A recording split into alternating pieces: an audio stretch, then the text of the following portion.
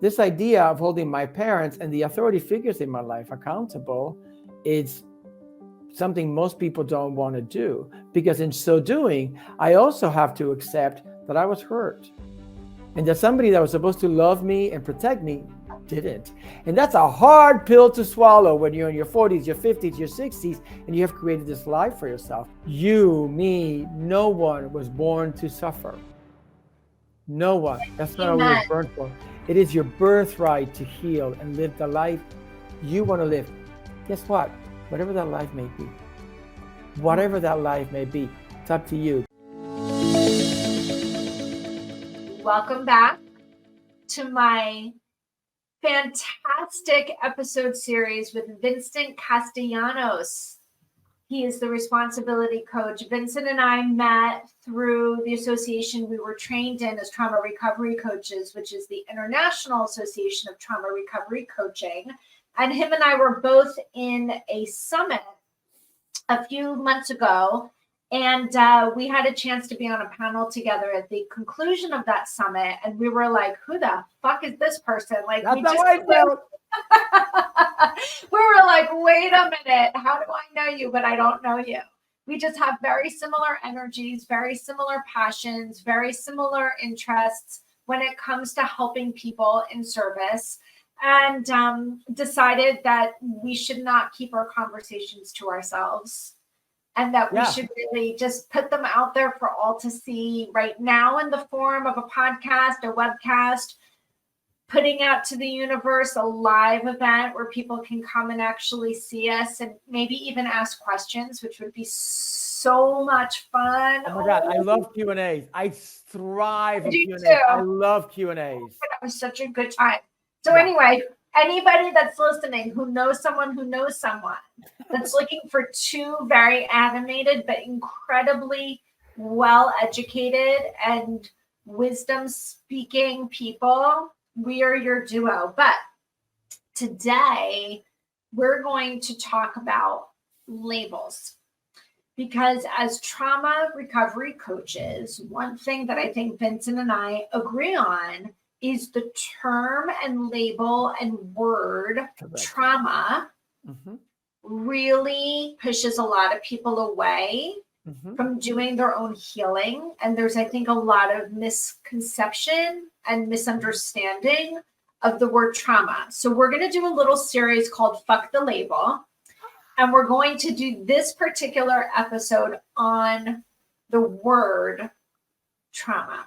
Let's go. So I want you guys to, we can give you definitions of trauma that are clinical and it'll bore you. But here's a general quick definition. Gabor Mate says that trauma is not the event, is the way that I respond to the event, right? So when I work with my clients, the first thing that I say to you, the first thing that I say to my clients is, can we put the word trauma on the shelf? Right? Can we forget about trauma? Did I suffer it? Did I not suffer it? Do I relate to it? Do I know what it is? Can we just put it aside? And can we talk about your childhood story? Now, here's the thing. We all have a childhood story. Whether we like it or not, whether it's good or detrimental. What happened between birth and 8, but both Stacy and I feel that it's between 10 and 12, informs who you are today, in a good way, in a bad way, in all kinds of ways. So that's a fact, right? So when you and I work together and we look at your childhood story, we break down your childhood story, and we start to connect the dots between what happened then and how I'm behaving today, there is an aha moment, many aha moments, and an opportunity for you, for me, for us, to all of us to change, right? Now, in my opinion, trauma, complex trauma, which is what we're talking about, birth to 10, 12 years old, is self-diagnosed in the same way that alcoholism and drug addiction is self-diagnosed. If I say it's trauma, it is trauma. If I say I'm an alcoholic, I am an alcoholic. It is not up to you to tell me if I suffer trauma, right? You can have an opinion. You can ask me questions, but the diagnosis is self. It is up to me, which is why I'm the responsibility coach, because everything. It's your responsibility. Wait, the trauma isn't. Your childhood story is not. But now, what you do with that information, Yeah. trauma or not, it's your responsibility. So in a way, fuck trauma, especially if it's keeping you away from being curious about who you are, where you are, and where your childhood story is at. Fuck the label. Fuck That's trauma. so true, because I had somebody do a consultation with me. And again, somebody gets on my calendar for a consultation, they're seeking to have a conversation. So I Yeah. had a conversation with someone once, and she goes, and I'm all about not taking ownership of something you don't want. She goes, I think I have childhood trauma. And I said, okay, why do you think that? Is that why you're coming to have this conversation with me? Yes. Okay. Why do you think that? And she's like, well, I had this experience over here, and I had this experience over here, and I had this experience over here. And so therefore, I must have had trauma. And I said, okay, I hear what you're saying. So why are you coming to me? Well, what's happening now? Like, now you're 50. That was when you were 8 and 10 and 4 and 2.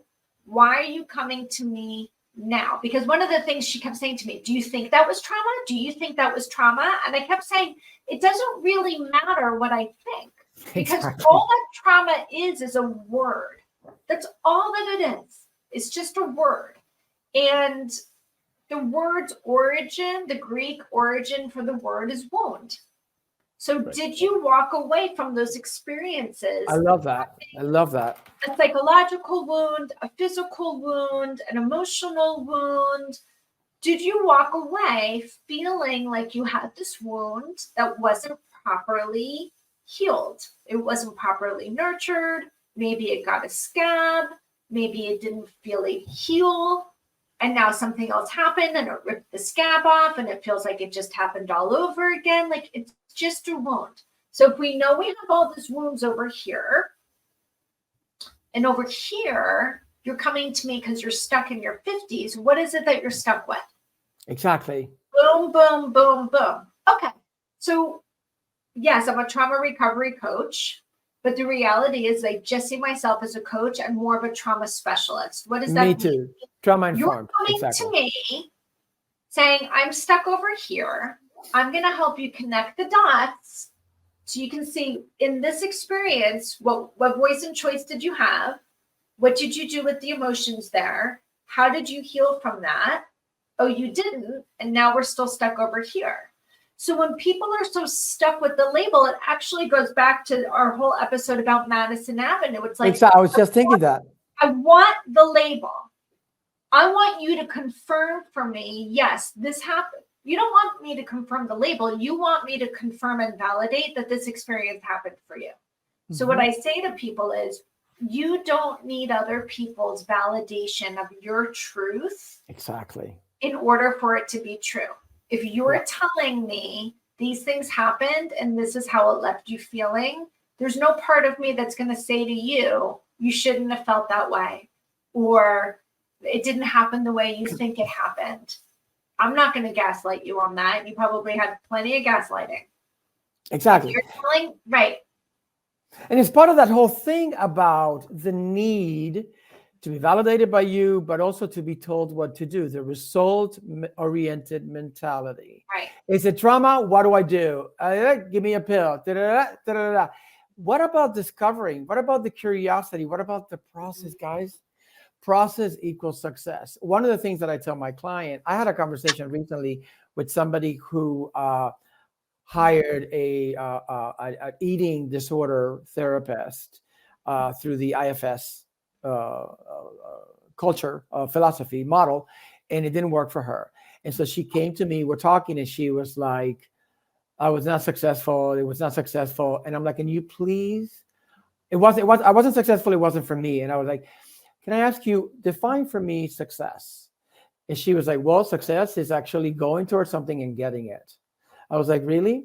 So if success is going for something and getting it, what happened to going for something and not getting it? Does that mean you were not successful? where does it fall into this category of success? Giving it your all, showing up, and engaging in the process. What if what you thought you were going to get is not what you were meant to get, and what you got is exactly the success, what determines success? The fact that you now know that this approach doesn't work for you, right? Isn't that a success story? Right. Weren't you successful in getting to what it is that you wanted to get to? Because here's one more way in which you know doesn't work for you. And so I always ask my clients, determine success. Define for me success. And everyone, Stacy, is result oriented. Success means getting blah. Right. I will always say, what did you learn about yourself through that experience? How did you shift? How did you evolve? How did you transform let's just use that example, IFS experience and post? Are you the same person? Did you learn anything? Maybe, to your point, whatever the plan is for you, because I believe that life is a series of experiences divinely designed for someone. Yeah. Maybe what was divinely designed for you in that experience is not, to your point, whatever you think the end result's going to be. There's a different plan in place. Is that possible for you? And maybe this is exactly what you were meant to get from that experience. It's not a failure, it's a success. And to not get tied up into the label, I have an eating disorder, I suffer trauma, right? What about engaging in the process of finding out, like, why do I feel this way? Why do you think people are so viscerally disconnected from the word trauma? Why do people hear that word and they disqualify themselves immediately? There's a couple of things. The first thing that comes to mind that I know for sure is that I would say 90% of the population have a misconception of the word trauma. They think trauma is the house burned down, I was raped, the plane crashed and my parents were in it and they both died. And that is trauma. But we're talking about complex trauma, right? Which is that what happened in developmental years. So the people that understand complex trauma, when they hear the word, a lot of them don't want to look at it as such because of the shame and guilt they feel about what I call putting your parents on the cross, right? Putting the authority figures on the cross. My training in recovery is part of it is the blame letter. It's like, how dare you, blah, blah, blah, to exercise the feeling so that I can have the freedom today. Forgiveness comes after the effects of the events no longer inform who I am, not before. I don't forgive so that things go away. No, I process emotions and the effects that happen today to get to forgiveness. So this idea of holding my parents accountable, a little bit easier way to put it, because I can be a little drastic with my words. This idea of holding my parents and the authority figures in my life accountable is something most people don't want to do, because in so doing, I also have to accept that I was hurt and that somebody that was supposed to love me and protect me didn't. And that's a hard pill to swallow when you're in your 40s, your 50s, your 60s, and you have created this life for yourself. Because what happens is you question who you are. Well, who am I really if I'm not this person that I believe I was? Amen. All right, I've written down 3 things here. One is weather patterns. And that what that means to me is, to your point, like, people misunderstand trauma because they think trauma is supposed to be this massive event. So I always like to use this analogy. If somebody hears about on the news or the radio or hears from a friend that a tsunami's on the way or a hurricane's on the way or a volcano's going to erupt or a tornado's about to blow through, everybody has the same response. Oh my God, that's going to be awful. That's going to be awful for the people in the direct line of that. And it's going to be traumatic. And you're probably right. It will. But if trauma is not the event, trauma is the experience or the interpretation of the event. The trauma is not the tornado. It's the fear and the helplessness and the powerlessness and the lack of control. Okay. It's how I am interpreting it. This is going to mean X for me, and this is how I'm going to be affected by the experience. But What if you live in a part of the world that never gets sun, that's cold 24/7, that's negative degrees all the time, where it's often dark? That can have a profound impact on somebody's mental health, right? 100%. Yes. But somebody may not see that as traumatic. I see that as the midst of dysfunction.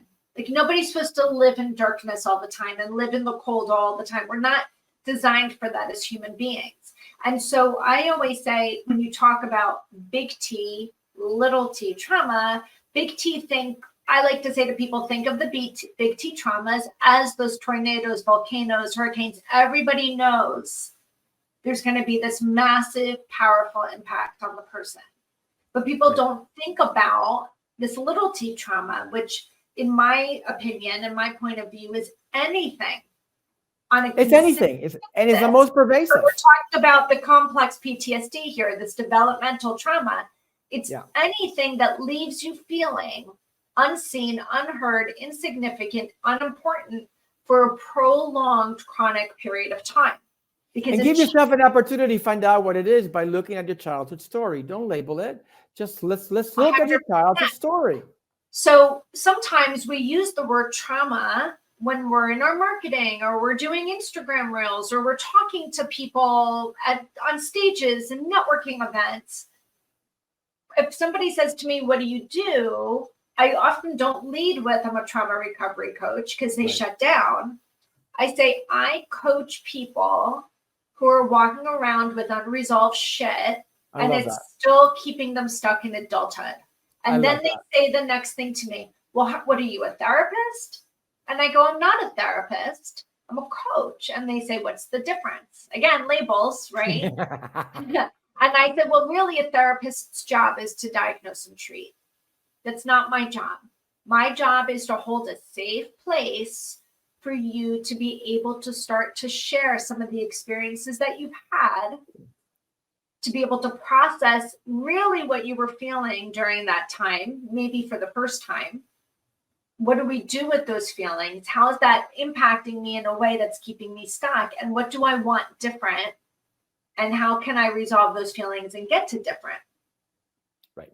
Exactly. I love that. I love that. I love that. Beautiful. I love the analogy of the weather patterns. I think I'm going to use that moving forward. It's so clear. And it's also like, this takes us back to the self-diagnose. It's trauma if you say it is. Like the example of the people that are living in the dark weather. You'll often see it in siblings as well. They're, for the most part, raised in the same environment. Now, nobody is raised the same, because there's always going to be psychological dynamics between one individual and the other. However, what one sibling sees as traumatic events, the other one may not. Now, I'm not talking about the treatment. I'm talking about the events of the life in which they both grew up in, right? So to some sibling, mom and dad getting a divorce is like, mom and dad got a divorce. To the other one, mom and dad getting a divorce is like, oh my God, right? To one sibling, expecting the kid to get straight A's is like, oh my God, this is motivational. This is getting me going. To the other kid is an incredible amount of fear and shame and guilt and uncertainty and anxiety, right? So self-diagnose. What is trauma to you? It's trauma to you because you say it is. And it may not be for anybody else. It may not be for the people around you that are looking at it going, that's not trauma. Well, how do they know? It's none of their business what people think it is. Exactly. You don't need other people's validations of your truth in order for it to be true. Exactly. Right? So if you feel this was traumatic, I often say, well, what was it about it that was traumatic? And they kind of stop. They're like, what? And I pull out like a feeling wheel, or I have a different thing that I'll pull out that's a little bit more linear. And I'll say, if trauma is not the event, if trauma is how you interpreted an experience or the lack of an experience, sometimes trauma is not what happened. It's the lack of what needed to happen, but didn't. It didn't. Right? How did it leave you feeling? That's the interpretation. That's the experience. Now, if I'm working with somebody that's very disconnected and disassociated from their feelings, right? They may say, I don't know. I don't know how that left me feeling. I'm actually not really good at labeling my feelings. And I'll say, great. here's a little cheat sheet.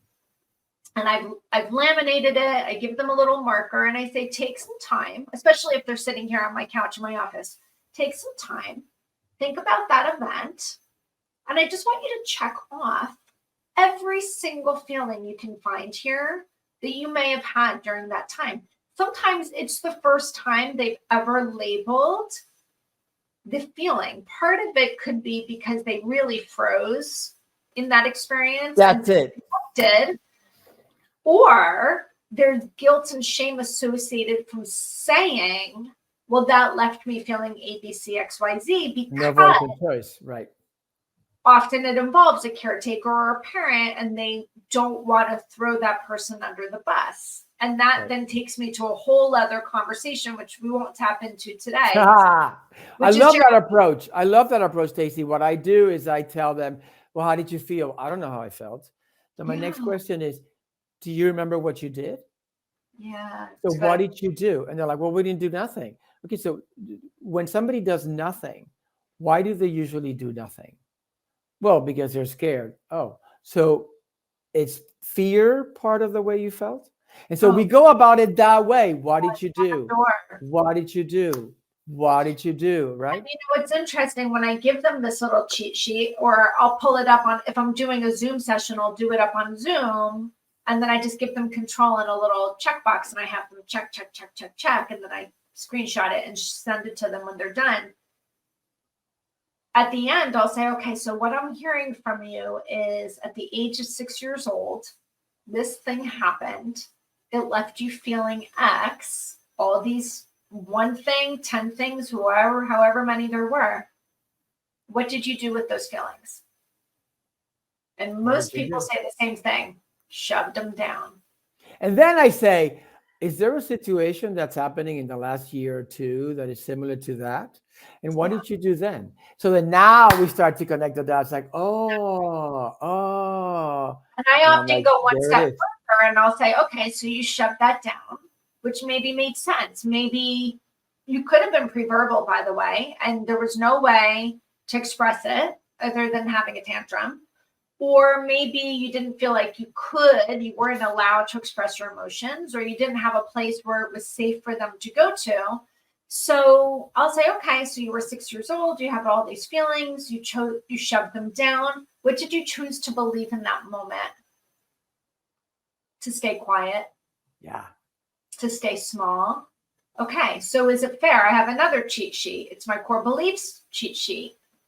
Given that experience, take this pen. And why don't we just take a second or a minute or however long you need, start to identify some of the core beliefs. And all of a sudden they do, because they're kind of categorized or clumped in clusters. I'm going right to the abandonment section. I'm going right to the self-loathing section. I said, okay, go ahead.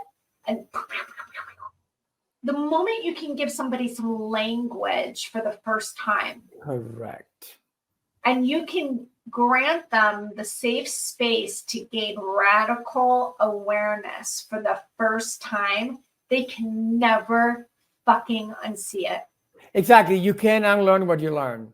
You can't unsee what you see, period. So again, when it comes to the label trauma, it scares a lot of people. So for people who are like, well, I didn't have a traumatic experience because there was no, what I call the 3 A's, acts of violence, aggression, or abuse. So therefore it couldn't have been. Right. I'll say, think of trauma as an unhealed wound. Correct. Emotional, psychological, physical, mental, however you have the wound, what caused the wound, and how did you try to heal it with the resources that you had at the time. Because you're more resourced now. Exactly. So I also start to see those dots. It's radical for them. Well, without connecting the dots, I have nowhere to go. You know, this is such a big deal for me that the only time that it appears on my website and all of anything that I put out there is when you look at my bio. Otherwise, it's about childhood story, taking responsibility in childhood story. You know what I mean? Because that's the bottom line. It's really, because I've learned that it's not up to me to determine whether or not you experience trauma in your life. It is up to you. What is up to me is to ask you the right questions, to really be attuned and curious about you, so that you have an opportunity to not only maybe answer the question right away, but really live in the question. So Live interesting. with it long enough. I use the term trauma a lot in my Instagram reels, for sure. And I use it in my bio on Instagram. Yeah. I'm thinking about my website. I do also have it in my bio, just as a certified trauma recovery coach, and that I like to spend time studying trauma. But when it comes to what I do, or why, and I'm getting I really don't use the word trauma. I talk about ACEs a lot. ACEs, yes, fantastic. Adverse childhood experiences. What are they? How do they show up? And what impact does it have in adulthood? And I kind of categorize all the different ways these unresolved experiences impact us in a way that leave us feeling unfulfilled, stuck, unhappy, disconnected, not really living the life that they want to live. Exactly. And that's the whole point. Yeah. Are you living the life you love to live? And I go further. It's like, are you living the life you were born to live? Yeah. Are you living the life you deserve? And then we get into the whole thing of deserve. That's another episode. Seriously. Oh my God, we can just go on forever. We need to wrap this up. We're going to wrap this one up. But if you have unresolved experiences from childhood, or if you're wondering further about trauma and what is and what isn't. Yeah, or if you at least are aware of the fact that there's something going on in your life right now that feels stuck, it's okay to go back and start to explore experiences you may have had growing up to see if there's a connection, so you can reinterpret it with the resourcing that you have as an adult, not through the way that you interpreted it when you were a child, where you had a lot less information, a lot less fluidity, a lot less voice, a lot less choice, a lot less independence, where you were relying on other people for some of your support. Getting to Vincent's point, responsibility, now you get a chance to rely on yourself. How do you want to change the interpretation of that? Exactly. And I'll go further in saying it's beyond it's okay. It is your birthright. Yeah. But the problem is that you don't believe that yet. But it is your birthright. You, me, no one was born to suffer. No one. That's not what we were born for. It is your birthright to heal and live the life you want to live. Guess what? Whatever that life may be. Whatever that life may be, it's up to you. It's your life. So, guys, if you enjoyed this episode, you're going to want to follow the links in the show notes to all of the episodes that I've done with Vincent. We bring a lot of energy, a lot of entertainment, a lot of excitement to some really fucking heavy shit.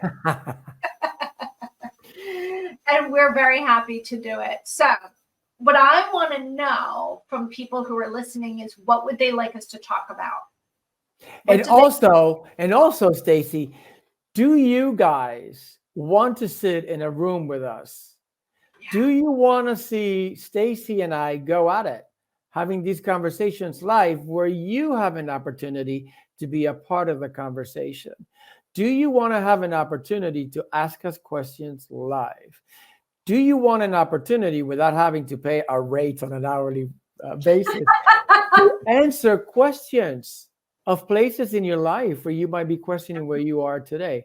And if you say yes to that, would you write us a little note? Yeah. Write us a little note, and we're going to create an email or list, because we're going to, if you want that, we're going to take it on the road. We want to give it to you. We want to give it to you. Listen, we're bi-coastal. Vincent's in LA. I'm right outside of New York. We're looking for a place to bring this little road show, because we believe that there's a lot of value. And I think Vincent and I have the same goal, which is to spread the word, and, as coaches, it's very one-to-one, unless you're doing group, which is one to some, right? But this podcast, these webcasts, anything that we're doing is always with the goal of this one to many. How many lives can we shift, even if it's just helping somebody gain that radical awareness so they can start on their own healing journey? So I want you to think of us as the good version of Madison Avenue. If you listen to the previous episode, we are the good version of Madison Avenue. We are the new and improved Madison Avenue. What we need to do is have our first roadshow appearance on fucking Madison and open it up with Fuck Madison Avenue. So anybody who has a connection to a space on Madison Avenue that wants to help us generate this event, my information's in the show notes. We love bringing this to you. Thank you for listening. Thank you for tuning in. Again, drop us some notes about what you want to hear about. And if you have a connection to us going on the road, drop that too. Stay tuned for more episodes with Vincent and I. Until then, take care. Love you, everybody. Have a good one.